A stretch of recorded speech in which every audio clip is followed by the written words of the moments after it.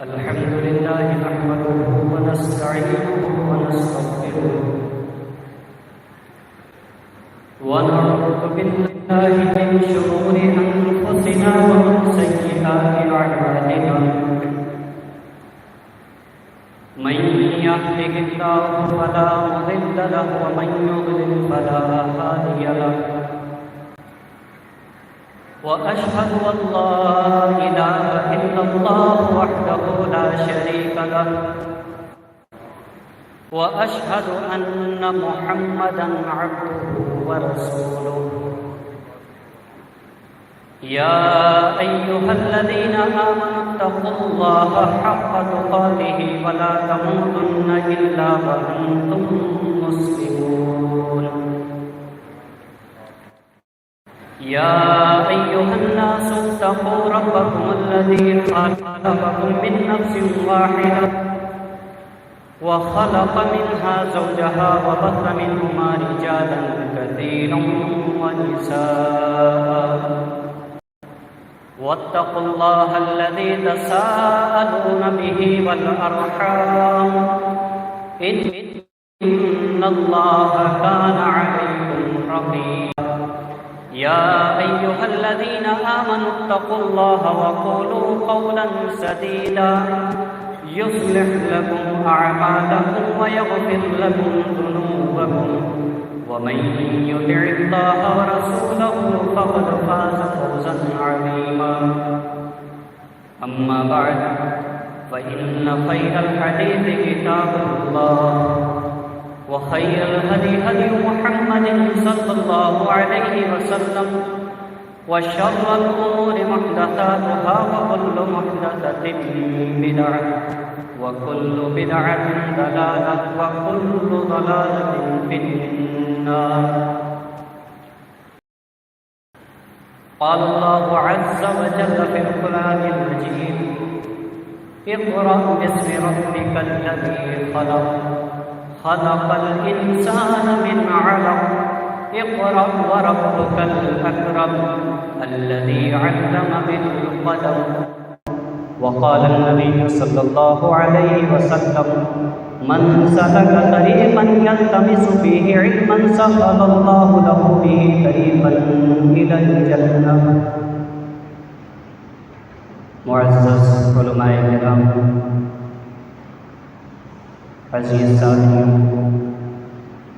پیارے بچوں، پیاری ماں اور بہنوں،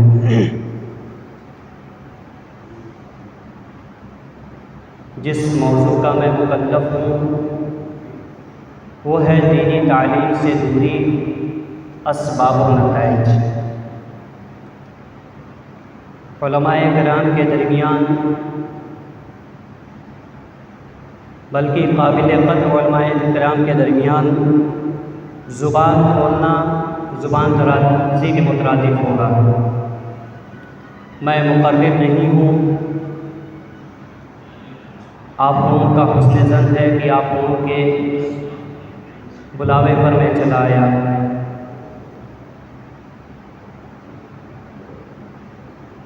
موضوع ہے دینی تعلیم سے دوری، اسباب و نتائج. آپ نے سوشل میڈیا کے اوپر یا کسی کا اسٹیٹس دیکھا ہوگا کہ جس زمین کے اوپر بارش نہیں ہوتی وہاں کی فصلیں تباہ ہو جاتی ہیں. اسی طریقے سے جس قوم کے اندر یا جس خاندان کے اندر تعلیم نہ ہو وہاں کی نسلیں تباہ و برباد ہو جاتی ہیں. یہ آپ نے پڑھا ہوگا. تعلیم انسان کی زندگی میں بہت ہی اہم چیز ہے. تعلیم ہی وہ چیز ہے جو انسان کو تاریکی سے نکال کر، جہالت سے نکال کر آپ کو علم کی روشنی میں لے کر آتی ہے. اللہ تبارک و تعالیٰ نے قرآن کریم کے اندر جو آیت کریمہ سب سے پہلے نازل کی وہ کون سی آیت ہے؟ اقرأ، اے نبی پڑھیے پڑھیے پڑھیے. اللہ رب العالمین چاہتا تو اس سماج کے اندر جس سماج کے اندر لڑکیوں کو زندہ تربور کر دیا جاتا تھا، جس معاشرے کے اندر عورتوں کی کوئی عزت نہیں تھی، جہاں پر رب العالمین کے علاوہ بہت سارے معبودان باطلہ کی عبادت کی جاتی تھی، وہاں پر اللہ رب العالمین سب سے پہلا لفظ چاہتا تو اعبدوا اللہ ولا تشرکوا بہ شیئا بھی نازل کر سکتا تھا۔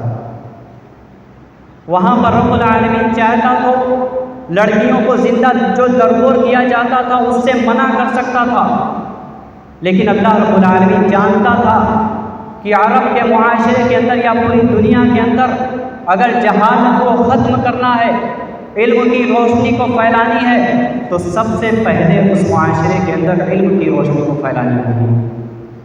اللہ تعالیٰ نے فرمایا اقرأ باسم ربک الذی خلق، اے نبی آپ پڑھیے جس نے انسان کو پیدا کیا، جس نے پیدا کیا، خلق الانسان من علق، جس نے انسان کو جمے ہوئے خون سے پیدا کیا، لوتھڑے سے پیدا کیا۔ اقرأ وربک الاکرم، اے نبی آپ پڑھتے رہیے، آپ کا رب بڑا بزرگی والا ہے۔ اللہ رب العالمین یہاں پر کہہ رہا ہے اقرأ اقرأ، آپ پڑھیے پڑھیے۔ اللہ رب العالمین اور کوئی لفظ نازل نہیں فرما رہا ہے۔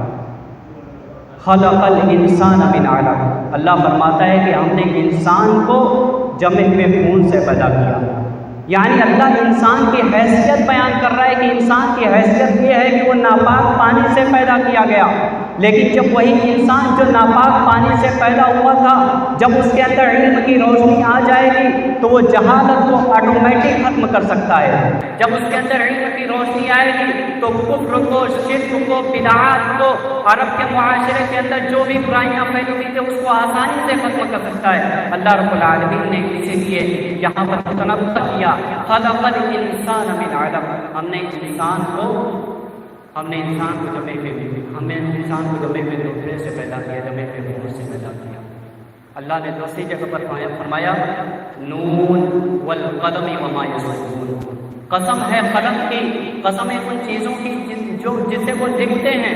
اللہ رب العالمین نے یہاں پر بھی قلم کی قسم کھائی۔ اللہ نے کہا کہ قلم وہ چیز ہے جس سے انسان کو نے علم سکھلایا، اور دوسری جگہ پر قلم کی قسم کھا رہا ہے۔ اللہ رب العالمین یہ بتانا چاہتا ہے کہ لوگوں علم کی بہت ہی زیادہ اہمیت ہے۔ علم تم اگر اپناؤ گے تو علم کی روشنی اگر تم اپناؤ گے تو جہالت، شرک و بدعات، تمام کی تمام چیزیں آٹومیٹک ختم ہو جائیں گی۔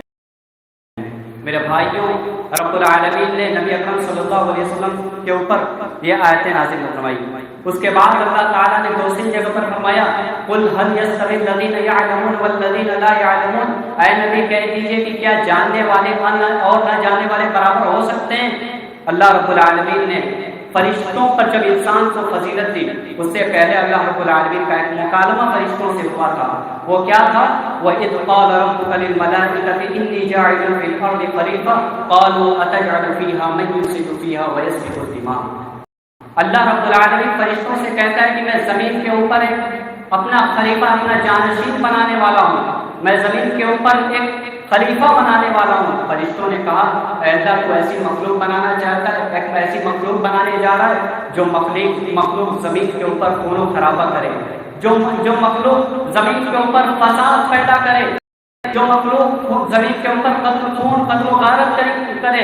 اے اللہ نحن نسبح بحمدک ونقدس لک، اے اللہ ہم تیری تسبیح بیان کرتے ہیں، تیری تحمید بیان کرتے ہیں، ہم تیرا حمد بیان کرتے ہیں۔ رب العالمین کو ایسی مخلوق کو کیوں بنا رہا ہے؟ اللہ رب العالمین نے کہا انی اعلم ما لا تعلمون، میں جو جانتا ہوں وہ تم نہیں جانتے ہو۔ وعلم آدم الاسماء كلها ثم عرضهم على الملائکہ، العالمین نے آدم علیہ السلام کو تمام نام سکھا دیے۔ اس کے بعد فرشتوں سے کہا کہ فرشتوں بتاؤ فلاں فلاں چیز کے نام کیا ہے۔ اللہ رب العالمین نے ان سے نام پوچھے، وہ بتا نہیں پائے۔ اللہ رب العالمین نے کہا کہ میں نے کہا تھا نا کہ میں تم سے زیادہ جانتا ہوں، میں چھپی ہوئی چیزوں کو بھی جانتا ہوں۔ میرے بھائیوں، علم کی فضیلت ہے کہ اللہ رب العالمین نے انسان کو فرشتوں کے اوپر فضیلت دی، اشرف المخلوقات تک انسان کو کہا گیا اسی علم کی وجہ سے، اسی علم کی وجہ سے۔ اس کے بعد اللہ تعالیٰ نے قرآن کریم کے اندر ایک جگہ ارشاد فرمایا لقد من اللہ علی المؤمنین اذ بعث فیہم رسولا منہم یتلو علیہم آیاتہ ویزکیہم ویعلمہم الکتاب والحکمہ۔ مومنوں پر بہت بڑا احسان ہے کہ اللہ تبارک و تعالیٰ نے انہیں ان پڑھے لکھے لوگوں میں سے ایک رسول دے دیا جو اللہ کی آیتوں کی تلاوت کر کر کے لوگوں کو سناتا ہے، جو کتاب و حکمت کی تعلیم دیتا ہے، وَيُزَكِّيهِمْ جو ان کو شرک و بدعات سے خرافات سے پاک کرتا ہے۔ اس سے پہلے بھی لوگ کھلی ہوئی گمراہی کے اندر تھے، اللہ رب العالمین نے نبی کی بعثت کو اور نبی جو تعلیم دے رہے تھے اس کو احسان کے طور پر جتلایا ہے، اور دنیا کے اندر جتنے بھی نبی آئے، جتنے بھی رسول آئے، رب العالمین نے ان کو جب علم دیا تو اللہ تعالیٰ نے کہا کہ وہ جب جوانی کی عمر کو پہنچ گئے، وہ جب پختگی کے علم کو پہنچ گئے، ہم نے ان کو علم دیا، اور اللہ رب العالمین نے اس علم کے دیے جانے کو بطور احسان جتلایا۔ احسان کے طور پر حضرت سلیمان علیہ السلام کو دیکھیے، جب ان کو علم دیا تو احسان جتلایا، بلکہ سلیمان علیہ السلام کی فوج میں ایک جن یا ایک فوجی ایسا تھا جس کو اللہ رب العالمین نے کہا تھا کہ ہم نے اس کو کتاب کا علم دیا تھا، اس کے پاس کتاب کا علم تھا، جس کی وجہ سے سلیمان علیہ السلام سے اس نے کہا کہ میں ملک سبا پلک جھپکتے ہی جا کر واپس آ سکتا ہوں۔ میرے بھائیوں، یہ علم کی طاقت ہے کہ اللہ رب العالمین نے انسان کو دوسرے انسان پر فضیلت دی۔ یہ علم کی اہمیت، اس کی فضیلت کہہ لیجیے، اس کی طاقت ہے کہ رب العالمین نے ایک انسان کو ایک فرشتے پر فضیلت دی، اور یہ علم ایک ایسی چیز ہے کہ اللہ رب العالمین نے کہا جب علم دیا نبی کی بعثت اس دنیا کے اندر کی تو اللہ رب العالمین نے کہا کہ ہم نے احسان جتلایا۔ اسی طریقے سے آپ وہ حدیث اٹھا کر دیکھیے جس کے اندر اللہ کے پیارے نبی نے فرمایا اذا مات الانسان انقطع عنه عمله الا من ثلاث، کہ انسان جب اس دنیا کو چھوڑ کر چلا جاتا ہے، انتقال کر جاتا ہے، تو تین چیزیں ایسی ہیں جو ثواب مرنے کے بعد بھی اس کو پہنچتی رہتی ہیں، اس کے علاوہ کوئی بھی کسی بھی عمل کا ثواب اس کو نہیں پہنچتا ہے۔ صدقۃ جاریۃ، پہلی چیز صدقہ جاریہ، او علم ینتفع بہ، یا وہ علم جس کے ذریعے سے لوگ فائدہ اٹھائیں۔ ایک انسان دنیا کے اندر بچوں کو پڑھاتا ہے، پڑھانے کے بعد اس دنیا کو چھوڑ کر چلا جاتا ہے، وہ بچے دوسروں کو تعلیم دیتے ہیں، دوسروں کو سکھاتے ہیں، دوسروں کو پڑھاتے ہیں، اس کے ذریعے سے اللہ رب العالمین اس کو ثواب دیتا رہتا ہے۔ انسان جب تک علم حاصل کرتا ہے، اپنے علم کو لوگوں تک پھیلاتا ہے، انسان کے مرنے کے بعد بھی رب العالمین اس کا ثواب اس کی قبر کے اندر بھی دیتا رہتا ہے۔ یہ علم کی فضیلت ہے۔ اسی طریقے سے غزوہ بدر کے اندر آپ دیکھیے، غزوہ بدر کے اندر جن قیدیوں کے پاس مال تھا ان کو مال لے کر چھوڑ دیا گیا، لیکن جن قیدیوں کے پاس مال نہیں تھا ان کو روکا رکھا گیا۔ اللہ کے نبی نے کہا کہ اگر تم علم جانتے ہو، تعلیم بچوں کو سکھا سکتے ہو، تو یہی تمہارے لیے فدیہ ہے۔ یعنی اللہ کے پیارے نبی صلی اللہ علیہ وسلم نے ان کافروں سے علم کا فدیہ لیا، یعنی وہ چھوٹے چھوٹے بچوں کو یا لوگوں کو علم سکھاتے تھے، جو ان کا فدیہ ہو گیا، مال کی وہاں پر ضرورت نہیں پڑی۔ اسی طریقے سے آپ دیکھ لیجئے، آپ لوگوں نے وہ واقعہ سنا ہوگا کہ ایک صحابی رسول اللہ کے نبی صلی اللہ علیہ وسلم کے پاس نکاح کرنے کے لیے آئے، کہے اللہ کے رسول میں نکاح کرنا چاہتا ہوں۔ اللہ کے نبی نے پوچھا کہ تمہارے پاس دینے کے لیے کیا ہے؟ آپ نے پورا واقعہ سنا ہوگا، میں بتانا یہ چاہتا ہوں کہ اللہ کے نبی نے پوچھا تمہارے پاس دینے کے لیے کیا ہے؟ انہوں نے کہا اللہ کے رسول میرے پاس دینے کے لیے کچھ نہیں ہے۔ لاسٹ میں اللہ کے نبی صلی اللہ علیہ وسلم نے کہا کہ ٹھیک ہے، تمہارے پاس دینے کے لیے کچھ نہیں ہے، تم فلاں فلاں صورتیں اپنی بیوی کو، اپنی زوجہ کو، اپنی بیوی کو سکھا دینا، یہی تمہارے لیے مہر ہو جائیں گی۔ یعنی یہ بطور مہر اللہ کے نبی صلی اللہ علیہ وسلم نے علم کو بطور مہر استعمال کیا۔ لیکن آج کل سوشل میڈیا کے اوپر آپ دیکھیں گے کہ سوشل میڈیا کے اوپر لوگ کہہ رہے ہیں کہ میں تمہیں مہر مال و دولت نہیں دوں گا، میں تمہیں اپنی پوری زندگی کی وفاداری تمہاری جھولی میں ڈال دیتا ہوں، یہی تمہارے لیے مہر ہے۔ میرے بھائیوں، یہ کیسا لوگ ماڈرن اسلام پیش کر رہے ہیں، یہ اسلام نہیں ہے۔ اللہ کے پیارے نبی صلی اللہ علیہ وسلم، یہ قرآن نے اگر کوئی چیز طے کی ہے تو وہ ہے مہر یعنی مال کی شکل میں ہونی چاہیے۔ اگر آپ کے پاس کچھ بھی نہیں ہے تو آپ علم کو یعنی قرآن کی آیتوں کو، قرآن کی صورتوں کو آپ مہر کے طور پر استعمال کر سکتے ہیں۔ تو یہ علم ہے کہ آپ کے پاس مال نہیں ہے، دولت نہیں ہے، تو آپ اس علم کو مہر کی شکل میں استعمال کر سکتے ہیں۔ اسی طریقے سے اللہ کے پیارے نبی صلی اللہ علیہ وسلم نے ارشاد فرمایا، راوی حدیث حضرت ابو ہریرہ رضی اللہ تعالیٰ عنہ ہیں، اللہ کے پیارے نبی نے فرمایا، من سلک طریقا یلتمس فیہ علما سہل اللہ لہ بہ طریقا الی الجنہ، کہ جو آدمی علم کی تلاش میں نکلتا ہے، علم کی تلاش میں راستے میں نکلتا ہے، اللہ رب العالمین اس کے لیے جنت کے راستے کو آسان کر دیتا ہے۔ یعنی جب آپ علم کی تلاش میں نکلتے ہیں، علم کی کھوج میں نکلتے ہیں، رب العالمین آپ کے لیے جنت کا راستہ آسان کر دیتا ہے۔ آپ علم کے راستے میں چل رہے ہیں لیکن آپ دوسری طرف جنت کے راستے میں چل رہے ہیں۔ یہ علم کی فضیلت ہے۔ میں اپنی بات کو مختصر کرتے ہوئے، حضرت عمر رضی اللہ تعالیٰ عنہ کے ایک پڑوسی تھے۔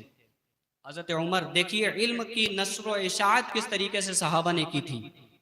حضرت عمر فاروق رضی اللہ تعالیٰ عنہ اپنے پڑوسی سے بات کرتے ہیں کہ ایک دن تم نبی کی خدمت میں حاضر رہنا، نبی پر جو وحی آئے، نبی کا جو فرمان ہو، نبی کے جو ارشادات ہوں تم مجھے بتانا، اور ایک دن تم اپنے کام کاج میں بزی رہنا، ایک دن میں نبی کے پاس رہوں گا اور نبی کے جو بھی فرامین ہوں گے میں تمہیں سناؤں گا۔ یہ صحابہ تھے جو علم کی نشر و اشاعت میں اپنی زندگی کو کھپا دیے، جنہوں نے ڈیوٹی لگا رکھی تھی کہ ایک دن تم، ایک دن میں، ایک دن تم نبی کی خدمت میں، ایک دن میں نبی کی خدمت میں، ایک دن تم اپنے کام کاج کو سنبھالنا، ایک دن میں اپنے کام کاج کو سنبھالوں گا۔ یہ صحابہ کی تڑپ تھی جو علم کے لیے وہ محنت کیا کرتے تھے، اپنے کام کاج کو ایک دن کے لیے چھوڑ دیا کرتے تھے اور علم کو حاصل کیا کرتے تھے۔ میرے پیارے ساتھیوں، حضرت جابر بن عبداللہ رضی اللہ تعالیٰ عنہ کے سامنے ایک نبی اکرم صلی اللہ علیہ وسلم کی ایک حدیث آتی ہے۔ وہ سنتے ہیں کہ فلاں صحابی اس حدیث کو براہ راست اللہ کے پیارے نبی سے سنے ہیں، انہوں نے کئی 100 میل کا سفر کیا، سفر کرنے کے بعد اس صحابی کے پاس پہنچے، حضرت عبداللہ ابن انیس کے پاس پہنچے اور انہوں نے کہا کہ میں نے سنا ہے کہ آپ نے نبی سے یہ حدیث سنی ہے۔ حضرت عبداللہ ابن انیس کہتے ہیں کہ ہاں میں نے فلاں فلاں حدیث سنی ہے۔ حضرت جابر بن عبداللہ صرف ایک حدیث کے لیے، نبی کی ایک حدیث کو سننے کے لیے حضرت عبداللہ ابن انیس کے پاس کئی دن کا سفر کر کے وہاں تک پہنچ جاتے ہیں۔ یہ صحابہ تھے جو علم کی ترویج، اس کی اشاعت میں اتنی محنت کیا کرتے تھے۔ اسی طریقے سے امام احمد ابن حنبل رحمۃ اللہ علیہ کے دروس پر جب پابندی لگ گئی، اس دور کے خلیفہ نے ان کے دروس پر جب پابندی لگا دی خلق قرآن کی وجہ سے، بقی ابن مخلد ایک محدث ہیں، وہ جاتے ہیں حضرت امام احمد ابن حنبل رحمۃ اللہ علیہ کے پاس، تو جب وہاں پہنچتے ہیں تو دیکھتے ہیں کہ ان کے دروس پر پابندی لگ گئی ہے۔ وہ ان کے پاس جاتے ہیں، ان سے ملاقات کرتے ہیں اور کہتے ہیں کہ میرے لیے کوئی سبیل نکالیے، میں کئی دن کا سفر کر کے آپ کے پاس علم لینے کے لیے آیا ہوں۔ حضرت امام احمد ابن حنبل رحمۃ اللہ علیہ نے کہا کہ میرے کوئی راستہ نہیں ہے کہ میں تمہیں علم دے سکوں، کیونکہ میرے دروس پر پابندی لگی ہے، اگر کوئی جاسوسی کر گیا تو مجھے سزائیں دی جائیں گی۔ بقی ابن مخلد کہتے ہیں ٹھیک ہے، آپ ایسے ڈائریکٹ علم نہیں دے سکتے ہیں، کوئی بات نہیں، میں اگلے دن سے آپ کے پاس فقیر کے بھیش میں، ایک بھکاری کے بھیش میں آپ کے پاس آؤں گا اور علم حاصل کروں گا۔ حضرت بقی ابن مخلد رحمۃ اللہ علیہ امام احمد ابن حنبل کے پاس علم حاصل کرنے کے لیے روزانہ بھکاری کی طرح آتے تھے، ان کے سامنے ہاتھ پھیلاتے تھے اور ان سے روزانہ ایک ایک حدیث یاد کیا کرتے تھے، سنا کرتے تھے۔ میرے بھائیوں، یہ علم کی تڑپ تھی جو ہمارے اسلاف علم کی ترویج، اس کی نشر و اشاعت میں محنت کیا کرتے تھے، لیکن آج ہم علم سے کوسوں دور ہو گئے ہیں۔ سبب کیا ہے؟ سب سے پہلا سبب یہ ہے کہ لوگ دنیاوی تعلیم کو زیادہ اہمیت دینے لگے ہیں، یعنی مادیت پرستی انسان کے اندر اس قدر غالب آ چکی ہے کہ انسان دینی تعلیم کے اوپر بالکل بھی توجہ نہیں دیتا۔ جب آپ کسی سے کہیں گے کہ آپ اپنے بچے کو مدرسے میں دینی تعلیم کے لیے کیوں نہیں بھیج رہے، وہ کہیں گے کہ میرا بچہ مجھ سے دور رہے گا، میرا بچہ اگر پڑھ لکھ لے گا تو وہ کھائے گا کیا، کمائے گا کیا، اپنے بیوی بچوں کا پولن پاسن کیسے کرے گا۔ یہ ساری چیزیں، یہ سارا ٹینشن ایک آدمی آپ کو سنا دے گا۔ لیکن آپ اپنے اسلاف کو دیکھیے، صحابہ اکرام کو دیکھیے کہ علم کو حاصل کرنے کے لیے کس طریقے سے وہ سفر کیا کرتے تھے، میں آپ لوگوں کے سامنے بتا چکا ہوں۔ اسی طریقے سے ماحول کا اثر سوشل میڈیا. آج کے بچے سو کر اٹھتے جب بھی یوٹیوب دیکھتے ہیں. آج کے ہمارے چھوٹے بچے جب کھانا کھاتے ہیں تب بھی ہم ان کو موبائل دیتے تھے ان کے دل بہلانے کے لیے. جب یہی چھوٹا بچہ بڑا ہوگا، بڑا ہونے کے بعد جب اسکرین سے اس کی نظر آپ کی طرف بڑھائیں گے، اللہ کی قسم وہ بچہ کتاب کی طرف کبھی توجہ نہیں دے گا. آج علم سے دوری کا ایک سبب یہ بھی ہے کہ بچے موبائل کی طرف لپکے ہوئے ہیں. بچے ہمیشہ موبائل کو اپنے سے دور نہیں کر رہے ہیں، ہمیشہ اپنے پاس رکھے ہوئے ہیں، ہمیشہ یوٹیوب، ہمیشہ سوشل میڈیا کا بیجا استعمال کر رہے ہیں، جس کی وجہ سے ہمارے بچے آج تعلیم سے کوسوں دور ہو رہے ہیں. میرے بھائیوں، آج سوشل میڈیا کا اثر ایک انسانی زندگی پر آپ دیکھیے، یہ آدمی مشہور ہونے کے لیے کیا کیا کر رہا ہے. آج مدرسے میں پڑھنے والی ہماری بہنیں جو مدرسے میں پڑھ رہی ہیں، وہ بھی جب ٹرین میں جاتی ہیں تو اسٹیٹس لگاتی ہیں، اسٹوری لگاتی ہیں کہ میں فلاں مدرسے میں پڑھنے کے لیے جا رہی ہوں. میرے بھائیوں، آپ اپنی بچیوں کی، آپ اپنی بہنوں کی نگرانی کیجیے. میں نہیں کہتا ہے کہ ان کو سرزنش کیجیے، ان کی سرزنش کیجیے، آپ ان کو ڈانٹیے، آپ ان کو محبت سے سمجھائیے، آپ ان کی ذہن سازی کیجیے، آپ ان کو محبت سے سمجھائیے کہ بہن یہ طریقہ صحیح نہیں ہے. آپ نے یہ جو آئی ڈی بنائی ہے اس آئی ڈی کے اوپر فلاں چیزیں لگا رہی ہیں، آپ اپنی ساری چیزیں دکھا رہی ہیں، یہ ساری چیزیں بند کر دیجیے. میرے بھائیوں، اگر آپ نے ایسا کیا، سوشل میڈیا پر آپ نے پابندی لگائی، اپنے بچوں کو موبائل سے تھوڑا سا بھی آپ نے دور کیا، وہ بچے انشاءاللہ کل مستقبل کے اندر وہ بچے علم دین سے شغف رکھیں گے، علم دین کے قریب آئیں گے. اسی طریقے سے والدین کی غفلت ہے. والدین اپنے بچوں کو مدرسے میں بھیجنا نہیں چاہتے ہیں. والدین چاہتے ہیں کہ میرا بچہ جب بڑا ہو جائے تو سیدھے لوم کی طرف لپکے اور مجھے پیسہ کما کر دے. والدین چاہتے ہیں کہ میرا بچہ بڑا ہونے کے بعد مشین کی طرف پیسہ دے. اسی لیے والدین دینی تعلیم کی طرف اپنے بچوں کو نہیں لے جا رہے ہیں. آج اسی لیے والدین کی وجہ سے بچے اس دینی تعلیم کی طرف نہیں جا رہے ہیں. اسی طریقے سے دینی اداروں اور دینی علماء سے بدظنی کا نتیجہ ہے کہ لوگ دینی تعلیم سے دور ہو رہے ہیں. ایک آدمی مال و دولت بہت زیادہ اس کے پاس ہے، کثرت کے ساتھ مال و دولت ہے، وہ آدمی علم دین سے اتنا دور ہو جاتا ہے کہ صرف جمعہ کی نماز پڑھتا ہے. دینی مجلس مسجد کے اندر سجائی جاتی ہے، علماء باہر سے آتے ہیں تاکہ لوگوں کو دین کی باتیں سکھائیں، دین کا علم سکھائیں، لیکن ان کو اس سے کوئی شغف نہیں رہتی. یہاں کے لوگ قابل مبارکباد ہیں کہ یہاں پر علماء کو بلایا جاتا ہے اور لوگوں کی اچھی خاصی تعداد رہتی ہے، آپ لوگ قابل مبارکباد ہیں. لیکن آپ لوگ اس کے علاوہ کہیں کا مشاہدہ کیجئے، لوگ دینی تعلیم سے اس قدر دور ہیں کہ وہ مسجد تک آنا پسند نہیں کرتے. بلکہ اس سے بھاری لفظ میں استعمال کروں تو لوگ مدرسے میں پڑھنے والے بچوں کو دقیہ نوسی والا تعلیم اور نہ جانے کیا کیا کہہ جاتے ہیں.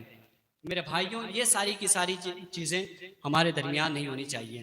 اللہ رب العالمین نے اگر آپ کو مال دیا ہے، دولت دی ہے، تو رب العالمین آپ سے چھین بھی سکتا ہے. اسی لیے آپ دینی مدرسے کے اندر اپنے بچوں کو لائیے، دین سے شغف، دین سے تعلق ان کا جوڑیے، تب جا کر آپ کے بچے دینی تعلیم سے جڑیں گے اور کل انشاءاللہ وہ ایک اچھے عالم اور ایک اچھے خطیب بنیں گے.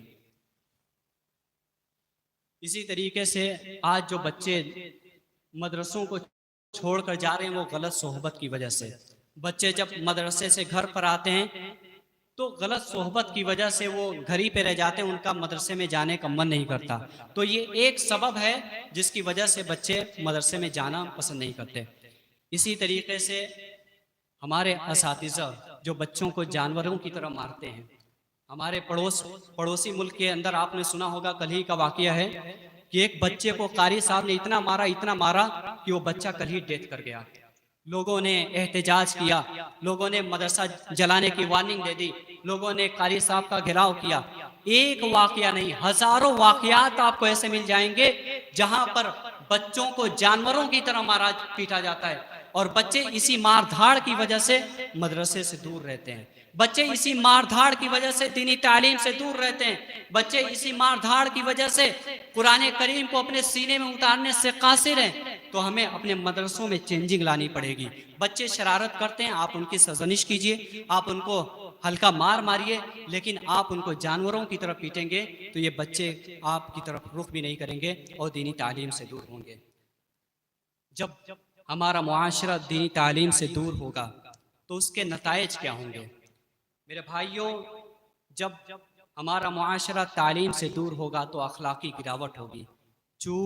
چوری، جھوٹ، زناکاری، بدکاری ہمارے معاشرے کے اندر عام ہو جائے گی.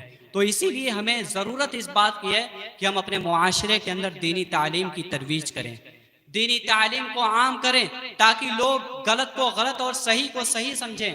اسی طریقے سے جب دینی تعلیم سے ہم دور رہیں گے، ہمارے بچے دور رہیں گے، ہمارے معاشرہ دور رہے گا تو ہم کسی کے بھی بہکاوے میں آ سکتے ہیں. آج آپ پڑوسی ملک میں، اپنے ہی ملک ہندوستان کے اندر دیکھیے، آج کتنے لوگوں کو گمراہ کرنے والے ہو گئے ہیں. 2-4 کتابیں بخاری مسلم کی لے کر بیٹھ گئے اور لوگوں کو بیوقوف بنانا شروع کر دیا. ہمارے نوجوان جو کالجز اور یونیورسٹیوں میں پڑھتے ہیں وہ یہی چاہتے ہیں کہ ہمیں پکا پکایا، ہمیں کوئی ایسی بات مل جائے جس پر ہم عمل کرنا شروع کر دیں. وہ اسی لیے دینی تعلیم سے دوری کا سبب ہے کہ وہ ہر ایرے غیروں کو سننا پسند کرتے ہیں. آپ انجینئر علی مرزا کو دیکھ لیجئے، اس کے علاوہ بہت سارے ایسے اسکالر آپ کو مل جائیں گے جو لوگوں کی گمراہی کا سبب بن رہے ہیں. لوگ ان کو سننا پسند کر رہے ہیں. کیوں؟ اس لیے کہ وہ علماء سے دور ہیں، وہ دینی مدارس سے دور ہیں، وہ دینی محفلوں یعنی جو مسجدوں میں دینی مجلسیں لگتی ہیں ان مجلسوں سے دور ہیں. میرے بھائیوں، علم دین سے دوری کا ایک بنیادی سبب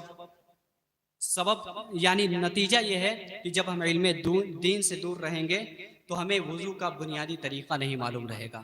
نماز کیسے پڑھنی ہے، نماز میں قیام کیا ہوتا ہے، نماز میں رکوع کیا ہوتی ہے، سجدہ کیا ہوتا ہے، یہ ہمیں معلوم نہیں ہوگا. ایک صاحب جو لیڈر تھے جن کو ہم نیتا جی کہتے ہیں، ان کے بارے میں اکبر الہ آبادیہ نے کسی شاعر نے کہا تھا کہ حج ادا کرنے گیا تھا قوم کا لیڈر کوئی، سنگ باری کے لیے شیطان تک جانا پڑا، ایک کنکر پھینکنے پر یہ ندا آئی اسے، یار تم تو اپنے آدمی تھے، تم کو آخر کیا ہو گیا. یعنی وہ نیتا جی جب علماء کے ساتھ جا رہے تھے تو راستے میں تیمم کی ضرورت پیش آئی. علماء نے دیکھا کہ وہ منہ میں مٹی کو بھر کے کلی کر رہے ہیں. لوگوں نے پوچھا کہ نیتا جی یہ کیا کر رہے ہیں؟ نیتا جی نے کہا کہ میں تیمم کر رہا ہوں اور جس طریقے سے پانی سے کلی کی جاتی ہے ویسے ہی میں اس سے کلی کر رہا ہوں. تو میرے بھائیوں، دینی تعلیم سے جب دوری ہوگی تو اس کا نتیجہ یہ ہوگا کہ ہم وضو سے نابلد رہیں گے. وضو میں کیسے کیا کرنا ہے ہمیں اس کے بارے میں کوئی جانکاری نہیں ہوگی. اسی طریقے سے نماز میں کب کیا پڑھنا ہے، کب رکوع کرنا ہے، کب سجدہ کرنا ہے، کب قیام کرنا ہے، کب تورک کرنا ہے، کب تورک نہیں کرنا ہے، ان تمام چیزوں سے ہم دور رہیں گے. اسی طریقے سے جب علم سے دوری ہماری رہے گی تو ہم سماجی مسائل میں الجھے رہیں گے. آج معاشرے کے اندر طلاق کے بہت سارے واقعات آپ کو ملیں گے. آج معاشرے کے اندر وراثت کے بہت سارے معاملات آپ کو ملیں گے. کیوں؟ یہ دینی تعلیم سے دوری کا نتیجہ ہے، دینی حلقوں سے دوری کا نتیجہ ہے کہ آج ہم وراثت کے مسائل میں الجھے ہوئے ہیں. آج بھائی بھائی کا نہیں ہے. آج ایک باپ اپنے بیٹے کی کمپٹی پر بندوق رکھ کر یہ کہتا ہے کہ مجھے بھی جائیداد میں اتنا حصہ چاہیے. آج باپ کے مرنے کے بعد وہ اولاد نابلد ہے. جب کوئی آدمی اس باپ کا قرضہ لینے کے لیے آ جاتا ہے، بیٹا کہتا ہے کہ جا کر قبر میں لے لیجئے. حالانکہ یہ قرض اللہ کے پیارے نبی صلی اللہ علیہ وسلم نے فرمایا کہ یہ معلق رہتا ہے. آدمی کا حساب و کتاب اللہ رب العالمین اس قرض کی وجہ سے اس آدمی کو عذاب کے اندر مبتلا کرتا ہے. میرے بھائیوں، آپ جب تک اپنا قرض نہیں ادا کریں گے، اپنے فوت شدہ والدین کا قرض ادا نہیں کریں گے، اللہ رب العالمین ان کو تب تک ان کی روح کو لٹکائے رکھے گا. تو میرے بھائیوں، یہ دینی تعلیم سے دوری کا نتیجہ ہے کہ ایک آدمی ان تمام چیزوں سے نابلد ہے، دین کے مسائل سے نابلد ہے. آج معاشرے کے اندر بد اخلاقی اپنے سیما پر ہے. آج معاشرے کے اندر طلاق کی شرحیں بہت زیادہ ہیں. تو یہ چند چیزیں تھیں جو دین سے دوری یا دینی تعلیم سے دوری کا سبب بن رہی تھی، اور اس کے نتائج یہ ہوئے کہ ہم معاشرے کے اندر ایک ہیجانی کیفیت، ایک ہی غلط ہی تاثر ہم پیدا کر رہے ہیں۔ رب العالمین سے دعا ہے کہ رب العالمین ہمیں کہنے اور سننے سے زیادہ عمل کی توفیق عطا فرما۔ آمین۔ وآخر دعوانا ان الحمدللہ رب العالمین۔ السلام علیکم ورحمۃ اللہ وبرکاتہ۔